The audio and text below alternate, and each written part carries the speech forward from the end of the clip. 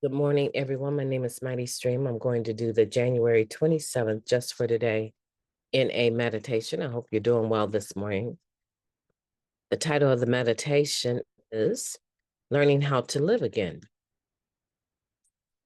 We learn new ways to live. We are no longer limited to our old ideals. Basic text 56.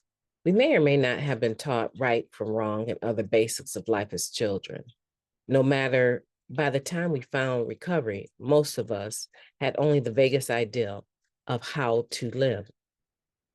Our isolation from the rest of society had caused us to ignore basic human responsibilities and develop bizarre survival skills to cope with the world we lived in.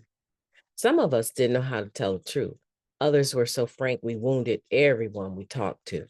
Some of us couldn't cope with the simplest or personal problems, while others attempted solving the problems of the whole world. Some of us never got angry, even when receiving unfair treatment. Others busily lodged complaints against everyone and everything.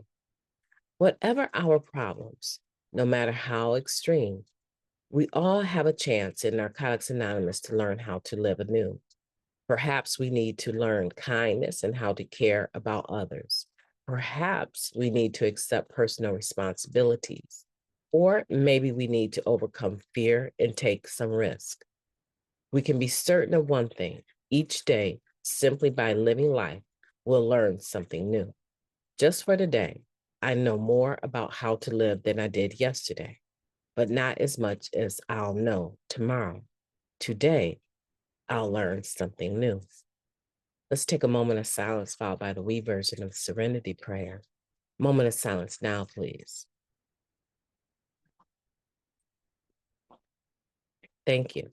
God, grant us the serenity to accept the things that we cannot change, the courage to change the things that we can, and the wisdom to know the difference. Just for today, please, and thank you. So we're talking about learning how to live again, and of course, looking at how each of us were when we first came into the rooms. There's a lot about us that came with that, right? We all had something that we carried into the rooms with us that was unmanageable. Otherwise, we would not be there. So that's common sense. We're not talking about an Einstein moment or anything like that. It doesn't take a genius, right, to know that. We came into the rooms with problems. We came with idiosyncrasies. We came with different things about us that were awkward, different habits that were tasteless in many, many ways, right? When the basic text talks about that our way of living had become reduced to animal level, right? And I'm paraphrasing, but our living skills were reduced to animal living, right? In a sense, in many, many ways, right? And there's this context of today's society of the unhoused and what that looks like. And so I'm not talking about that, because you can be of that population and clean. You can be of that population and working. It's not always likely, but a lot of times there's mental illness attached to that. Not all the time, right? That's a broad statement. And I don't mean to generalize, but I'm saying that when we're looking at the basic text and we're talking about having ourselves reduced to certain ways of living as a result of the disease of addiction, I'm not necessarily talking about the unhoused type of living.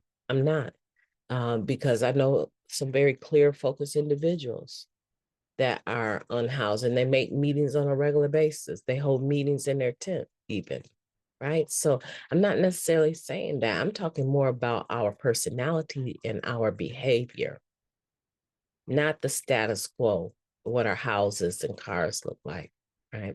And so we come into the program a lot of times with so much out of whack. It's said that the capacity to feel was reduced for us, right? To be emotional and to know what emotion even that we're experiencing.